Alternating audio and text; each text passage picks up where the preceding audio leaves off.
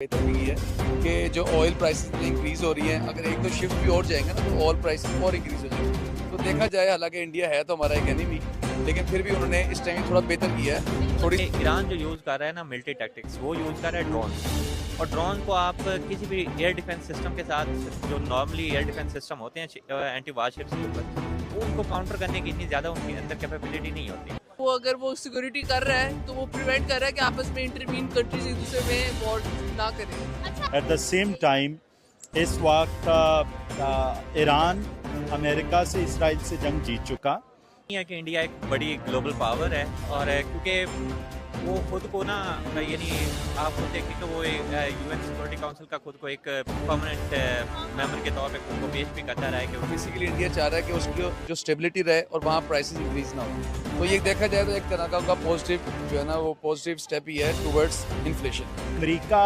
एक safe escape चाहता है। अब भारत से, अगर ये खबर सच्ची है आपकी, भारत ने अगर वहाँ अपनी बोट्स खड़ी की हैं तो इट मीन्स के आलमी ताकत ने एक आहा है हमारी मदद की जाए। हमें कि आप एक फोर्स लेके आ जाएं और वो फोर्स आपको वहाँ से निकाल के ले जाए, क्योंकि वहाँ पे हमारी जो शिप्स है ना, उसकी सेफ्टी इंश्योरेंस बाय ईरान है, तो वो ईरान उसको प्रोटेक्ट करेगा और वो उस हदूद में ईरान की जिम्मेदारी है कि हमारी शिप्स जो है ना सही सलामत तरीके से पाकिस्तान पहुँचे।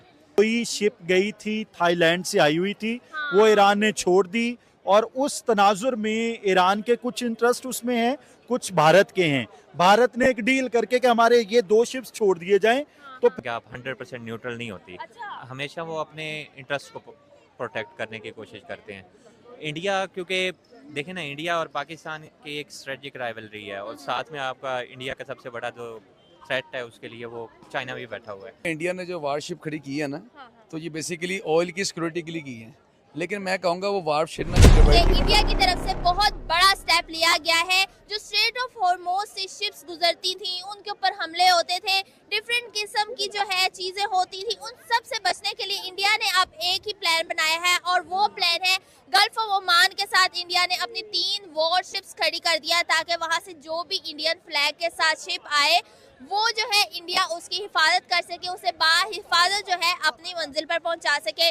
दूसरी तरफ जो ट्रम्प है वो दूसरी कंट्रीज से इस चीज में मदद मांग रहे हैं। पहले तो ट्रम्प ने कह दिया कि हम जंग जीत गए हैं, हमें अब मतलब किसी भी इसमें कोई दुराहा नहीं है कि हम जंग जीत गए, लेकिन अब जो है ट्रम्प जापान, इटली से मदद मांग रहे हैं कि हमें स्ट्रेट ऑफ हॉर्मूज से गुजरने के लिए मदद फराहम की जाए, सिक्योरिटी फराहम की जाए, और दूसरी कंट्रीज ने भी इससे साफ इनकार कर दिया है।